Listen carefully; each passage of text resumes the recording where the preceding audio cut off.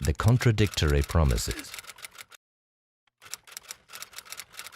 Firstly, in October 1915, Sir Henry McMahon, British High Commissioner in Egypt, had promised the Arabs in the person of Sharif Hussein of Mecca that they could have an independent Arab state after the war if they would rise up against their overlords, the Turks. Believing that they were fighting for their freedom, some Arabs joined the Allied war effort and, assisted by Lawrence of Arabia, helped the Allies drive the Turks from their lands. However, for the last 100 years, there has been controversy over how McMahon's letter to Hussein should be interpreted. Did he implicitly include Palestine in the proposed independent Arab state, or did he not? Many Arabs and senior British figures have consistently maintained that Palestine was included, while British governments since 1920 have argued that it was excluded. But meanwhile, Britain had become party to two further wartime agreements, both of which seem to contradict the undertaking to Hussein. In 1916, the secret Sykes-Picot Agreement between Britain and France allocated what is now Syria and Lebanon to France, and what is now Jordan and Iraq to Britain, whilst proposing to keep Palestine under international control. Then, a year later, Britain made yet another undertaking concerning Palestine. In November 1917, the British Foreign Secretary Arthur Balfour wrote to Lord Rothschild, a leader of the Jewish community. His Majesty's government view with favour the establishment in Palestine of a national home for the Jewish people, it being clearly understood that nothing shall be done which may prejudice the civil and religious rights of existing non-Jewish communities in Palestine, or the rights and political status enjoyed by Jews in any other country.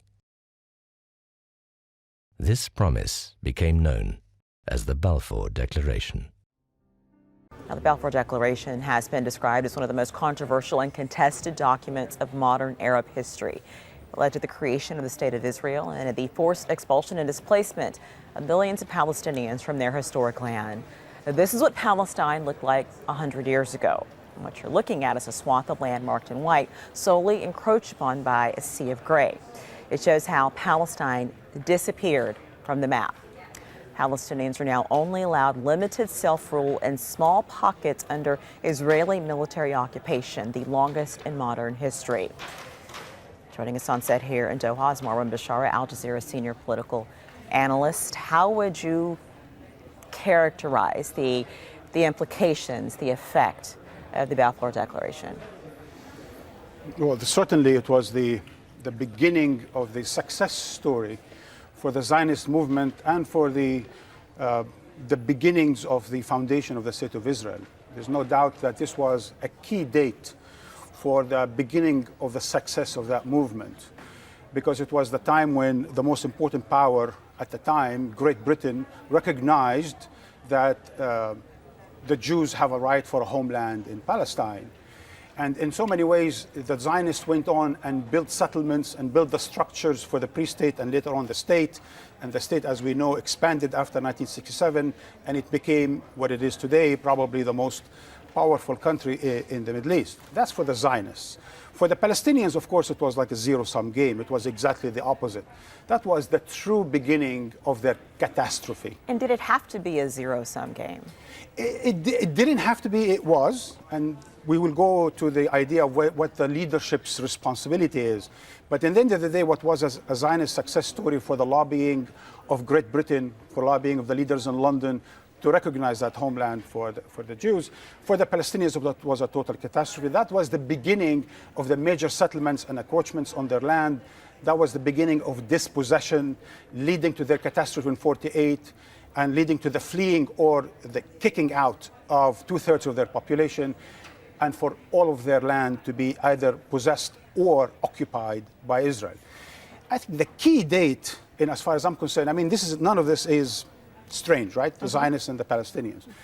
I think what's really a mystery to me is how the official leaders in Britain today, I mean, Prime Minister Theresa May Yes. is responding to this 100 years. How would you like her to respond? Well, look, I mean, Great Britain, like the United States, are both now going through re-examining their colonial and racist pasts.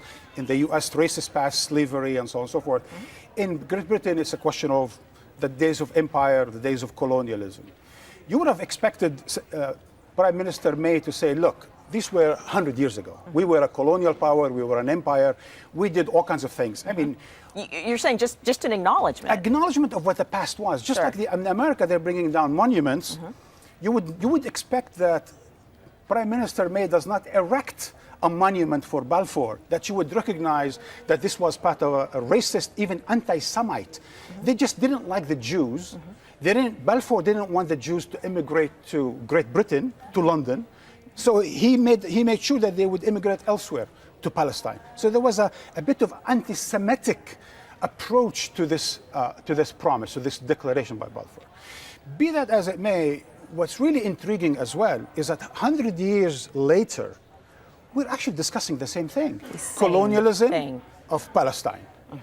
Instead of Great Britain, now we talk about the United States. Instead of Balfour promising a land that it does not belong to Great Britain, to a people that did not live in Palestine, without consulting the people who lived in Palestine, the Palestinians. Today, American leaders are promising land in Palestine, like the big settlements, to Israel. They're considering that Jerusalem, East Jerusalem, that is mostly Palestinian, to become the capital of Israel, again, promising land that's not theirs to people who don't live there without consulting the indigenous population. So 100 years later, 100 years since Balfour, We're in the same place. we're still in the same logic. In the same with the place. same disaster. Marwan Bashar, thank you very much for your input as always. This week, I got a rare inside look at AIPAC, the American Israel Public Affairs Committee. It's one of the most powerful lobbying groups in the U.S. and one that impacts our elected officials' decisions on foreign policy in the Middle East and even where our tax dollars go. I attended their annual conference, which drew 18,000 supporters and every major presidential candidate except for Bernie Sanders. I got to hear pro-Israel messaging that was so strong, facts didn't even seem to matter. What do we say about the occupation? We don't consider it occupation. The glimpse I got of the AIPAC machine in action was as fascinating as it was frightening. Here's why. First, the pandering of our presidential candidates was so intense, you'd think they were running for office in Israel.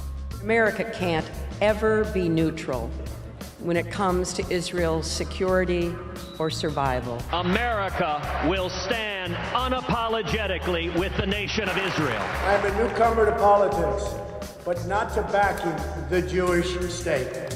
Even though he previously said he would be neutral on the question of Israel and Palestine, Trump totally flipped the script at AIPAC and basically regurgitated their talking points. And he even prepared a speech for once. When I become president, the days of treating Israel like a second-class citizen will end on day one. Nothing quite got standing ovations at AIPAC like slamming the Iran deal. This is a deal that AIPAC lobbied hard against and spent millions trying to defeat, yet failed. When questioned outside the conference, AIPAC supporters said things like this. At the end of the day, the deal did pass. But inside, it was a different story. On the first day in office, I will rip this catastrophic Iranian nuclear deal to shreds.